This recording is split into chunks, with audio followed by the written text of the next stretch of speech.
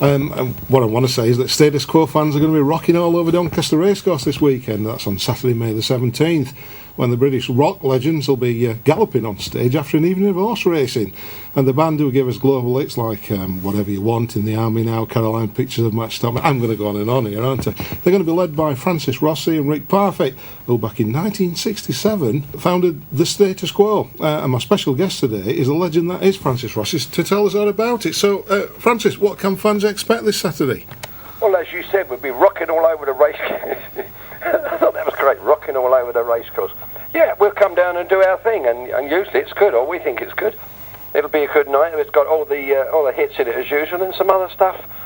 You know, because obviously lots of fans don't want to hear bands' new material, and bands want to do their new material. But we think we've got what we call a jolly clairvoyant, a happy medium of all of them. So we're looking forward to it, and I hope to see them there. It's going to be a good day, apparently. It's going to be sunny, so we can all sweat. I just want to remind people, you've released this as unbelievable, but about 100 singles, and spent over about 200 weeks in the UK singles chart, and I think that's longer than the Beatles. You're one of the most successful bands of all time, so come on, what's your secret? I don't know. If I did that, I'd do it with somebody else and just say, tell them what to do. I always think that whole thing we have about X Factor on the TV is that we don't know what it is, but we have X Factor. We don't know. I mean, if you really stood back and looked at choir, you start thinking, well, what are people seeing it? Something, but some people seeing it, and that's the same. I think with anybody there's a certain thing that, I mean, it must be X, you know, and I know. You look at it and think, I don't get it at all. We just don't get it. And with Status Quo, whether it's because it's quite easy with simple material, they're all melodic. I always think we had melodies on a rough noise at the bottom, and it kind of, we're a mix of pop, rock, country, and blues, really. And the old hardcore people like to say it's more blues and rock, and I think it's a bit of all of it. What's quite interesting there, you mentioned the X Factor. The X Factor doesn't do much for bands, does it? It doesn't do much for people like Status Quo. What do you make of that? What do you make of the show? You and I'd probably do exactly the same as they're doing, but to say they're looking for the X Factor is not true, because anything that does have an X Factor, if you wish, we're a bit weird and a bit tricky to control. You need if we were doing that, we would do the same. You make sure it's a single singer. They don't write. You do their writing. Everything. It's a business thing. So, and it's great television. But whether it's good for our industry, I don't think so at all. Because as you said, we don't look for bands. You don't look for anything that can write in its own material. And anything I've ever seen on there, because I quite often watch the audition stage before we go out on tour in the winter. And when I get back and see the last bit, or if I see something like the people are nothing like you see them in their audition. So we then put them through the sausage factory, and they all come out kind of the same, saying the same things. Now, I understand that's great television, but it isn't good for our music industry really at all, I don't think. It's all very short-lived, and it's making it short-lived. Its shelf life is getting such a short shelf life, but perhaps that's the modern world, I don't know. How you started out, it was a different era, wasn't it? I mean, now it's easier for bands to get their material in front of people with things like the internet, but is it easier to become superstars that are going to have the longevity that you guys have had? I don't know. It's very interesting that people like my generation, we were in its infancy, and it's grown, and we can see it kind of, there's a record market kind of dying.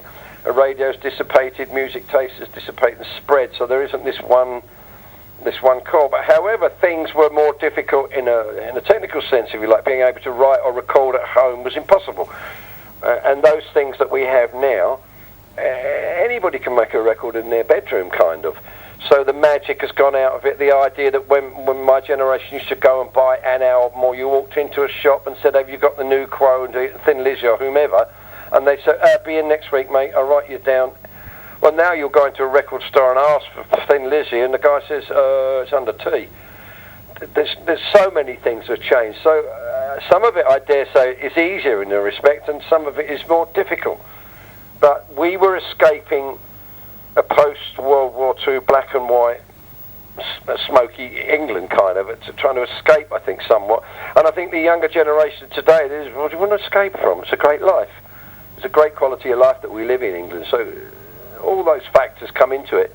And I do also think that so many parents today, we say, oh, you're so good, darling. Oh, my, oh, you're so good. And all they hear from their parents is, oh, you're so good, you're so good.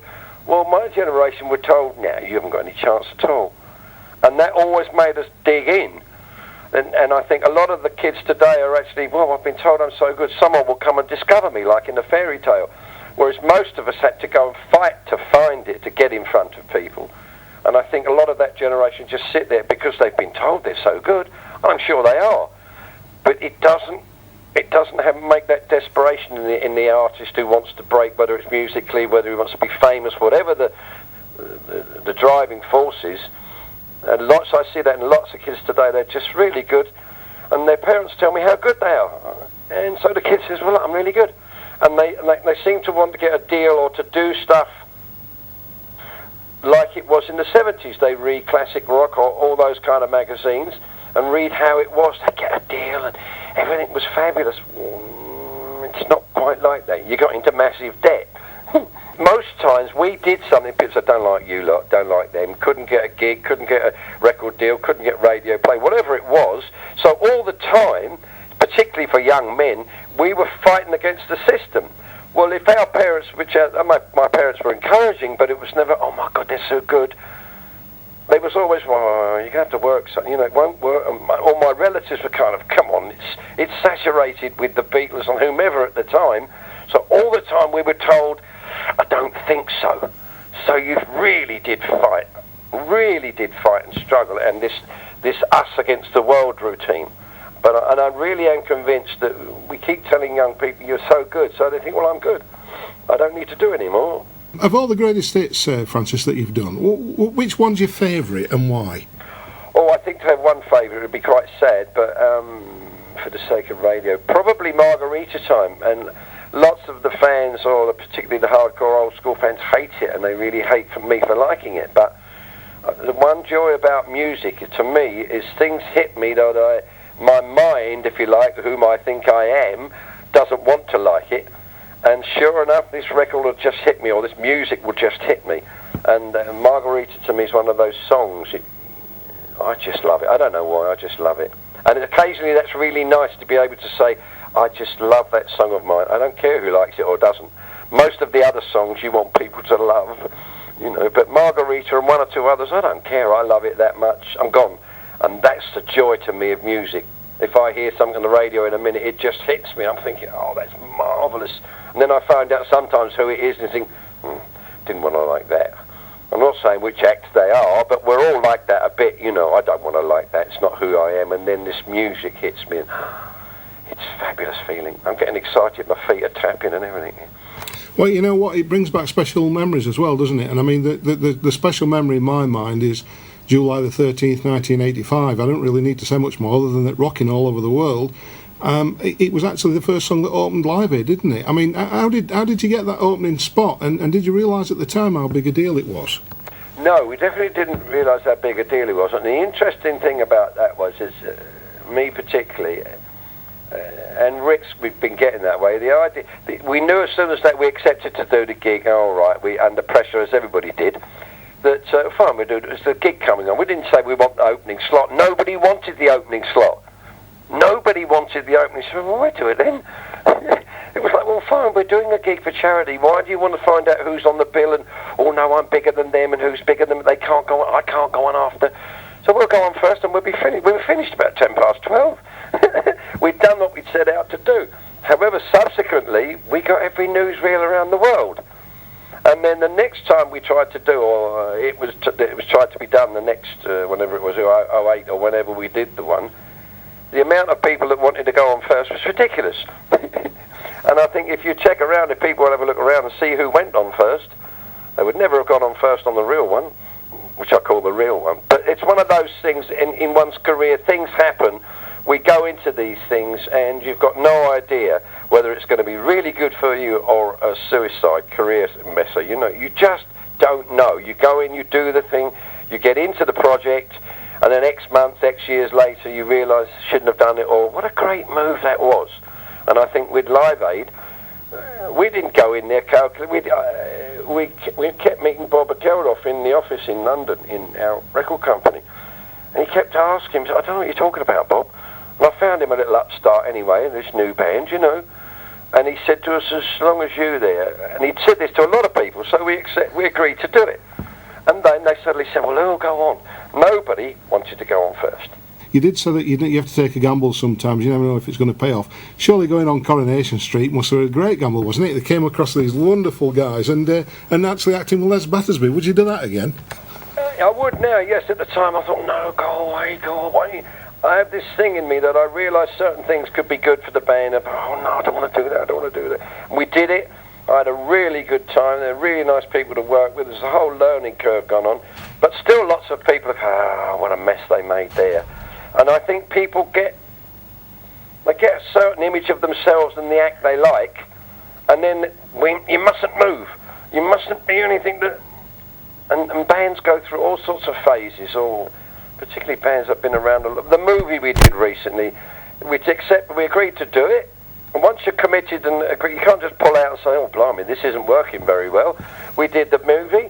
That's probably a mistake, or it didn't really go global or anything, but you realise that when you go in, let's see how this goes, and, oh, that didn't work very well. Coronation Street worked very, very, very well as far as we can see. However, you will still find people, fans of ours and not fans of ours, will say, what a ridiculous idea that was. So sometimes you have to, going back to what we said about when we were younger and younger bands, unless you're kind of blinkered and just keep going in this direction that you're going in and try not to listen to what's coming in from left and right, because most of the time it'll undermine you, sort of, and we are all insecure little show-offs, so it's very easy to sort of undermine them and think, oh no, I can't do this. You've got a 50th anniversary coming up in 3 years' time. What keeps you going? Have you any plans to hang up the guitars, and how would you like to be remembered? Remembered at all would be pretty good. I'd like to stop soon, I think. I'm kind of getting to the point where, maybe now, maybe. But I don't know what will happen. I really don't. I've made plans over the years, and I said, well, I think we'll go over to the right over here, and suddenly we go to the left. I think it was John Lennon said, if we all make plans and life gets on and does its thing, and life has other ideas while we're making plans of what we're going to do. I think we can last a little longer. The idea of making a 50th anniversary, quote about anniversaries for everything. He blew his nose, anniversary. He got up this morning, anniversary. And there was a period where we had a manager, we had anniversaries for everything. And I hate all that. I hate birthday parties, anniversaries. But again, understand that it's good that the act has this, and perhaps one should go with it. Obviously, you've got millions of fans out there. A lot of them are going to be coming to see you at Doncaster Racecourse this Saturday. What would you like to say to them? Bet on the horse. They'll be very, very pleased that you bet on a horse, and then just get over that and come and see us. You'll be fine. Have you got any tips, Francis? Yeah, really, don't bet on any horses. Well, listen, it's a surefire bet we're going to have a great time with you on Saturday night. Francis, thank you ever so much for your time. Sir.